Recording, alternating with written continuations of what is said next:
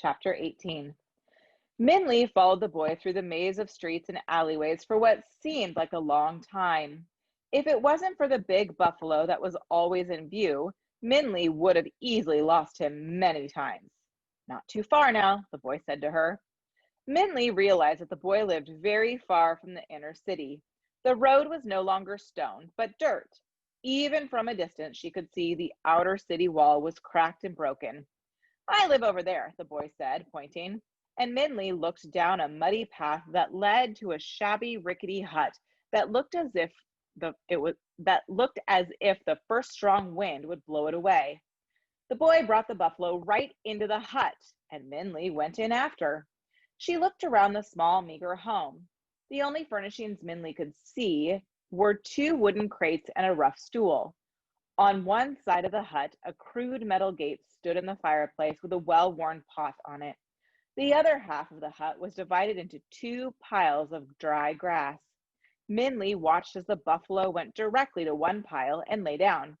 The boy gave it an affectionate slap on the side and dragged the rough wooden stool across the floor to her. Here, have a seat, he said, as he sprawled onto the other pile of grass, and tell me why you want to go to the palace so much. It's not the palace, Minley said as she sat on the stool. I want to see the king. And she told the buffalo boy the whole story. She saw his face wrinkle in disbelief when she talked about the fish, and he shook his head when she told about the dragon, but he didn't interrupt once. I don't know how you are going to see the king, the boy told her when she finished. Even if you do see him, I doubt you'll be able to ask for a borrowed line, especially when you don't even know what it is. But I have to, Minley said. There must be a way. Well, I always think better after I've eaten, the boy said, and he stood up and opened one of the crates. Let's have dinner. While he fried the plain bamboo shoots on the pot over the fireplace, Minley looked around the bare room. Do you live here by yourself? She asked. Uh-huh, the boy nodded. My parents died 4 years ago. Ever since then, it's been me and the buffalo. He spoke almost carelessly, without anger or self-pity. Suddenly, Minley thought about her own home.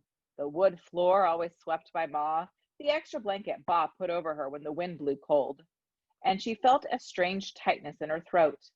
The boy finished cooking and pushed the cooked bamboo, like thinly sliced pieces of yellow wood, onto the plate. He only had one plate, so he set it on the stool next to the 3 peaches Minley had left, and both sat cross-legged on the ground. She took out her chopsticks. He only had 1 pair of those as well, and each picked and ate with the stool as a table and the single plate between them. You don't have any aunts or uncles? Minley asked. Other family or friends? Well, the boy said, tossed a peach to the buffalo and then hesitated. I do have one friend. And Minley was surprised to see his face change unexpectedly. The sharpness of his expression softened like a flower blossoming, and his small smile gentle. Who is it? Minley asked. The story of the buffalo boy's friend. Sometimes during the hot summer days, there is not enough water for my buffalo, so I like to take him out of the city into the surrounding forest to drink in the stream there.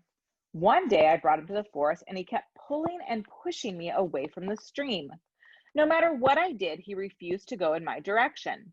So finally, I just let him lead the way. And he brought me to a part of the forest I had never seen before, a part I don't think anyone from the city has ever seen before. The trees seemed to reach the clouds. The green grass felt like a silk blanket, and there was a lake of clear water, so pure and clean, it looked as if it were a piece of the sky. But the most beautiful thing there were the 7 girls swimming in it. But when the girls saw me and the buffalo come through the trees, they screamed. They jumped out of the water, grabbed their robes, and ran away. They moved so quickly, it seemed like they had all disappeared into the sky. Oh, except for one, that is. One girl stayed in the water and stared at me with scared eyes. Her hair floated around her like a midnight halo, and her white face looked like a star in the sky. Hello? I said. You're Buffalo, she said, her voice like flute notes in the air. He's sitting on my clothes. Oh, I said, and I quickly pushed him over. On the ground, crushed and a little muddy, was a blue silk dress. As I lifted it, the softness made me ashamed of my rough hands.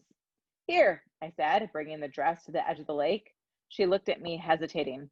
I won't look, I said, and I placed the dress on the ground and walked a bit away with my back turned. I heard her slip out of the water and heard the rustle of silk as she put on her clothes.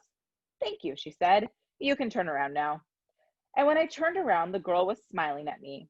She was my age, but she was prettier than any girl I had ever seen before. Even paintings of princesses were ugly compared to her.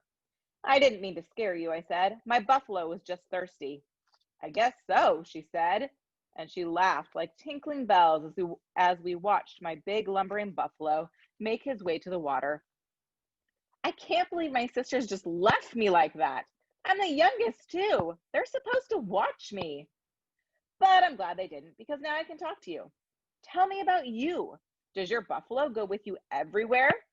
And just like that, we became good friends. She wanted to know everything about me and wasn't snobbish or anything. In fact, a lot of the time she sighed and said she wished she had my freedom. I have to go before they miss me, she sighed. I wish I could stay here.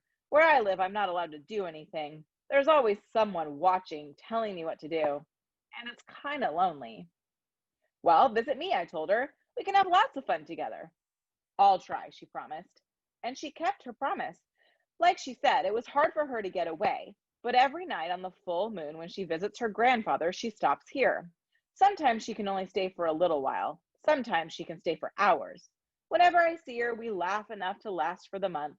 She's my best friend, and someday when we're old enough, I'm going to talk her into staying here forever. And she should be coming by tonight, the Buffalo Boy said, and his smile was bright and broad. Oh, can I meet her? Minley said. It was funny how the Buffalo Boy's whole manner changed when he talked about her. His vaguely mocking attitude and tough expression washed away, and he lit up like a lantern. She was glad the boy had someone in his life other than the buffalo. The boy looked troubled. She's really shy around other people, he said, and I think she's afraid if anyone sees her, her family might find out that she stops here instead of going straight to her grandfather's. They're really strict with her.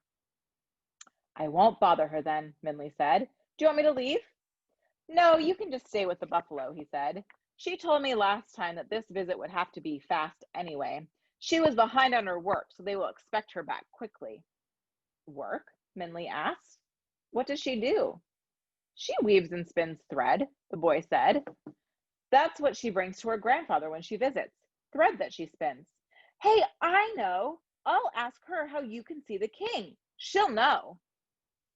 How will a weaving girl know about the king? Minley asked. Does she live in the inner city?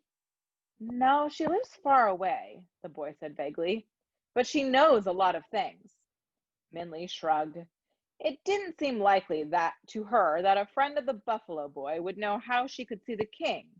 But she didn't have any ideas on her own, so she would hope.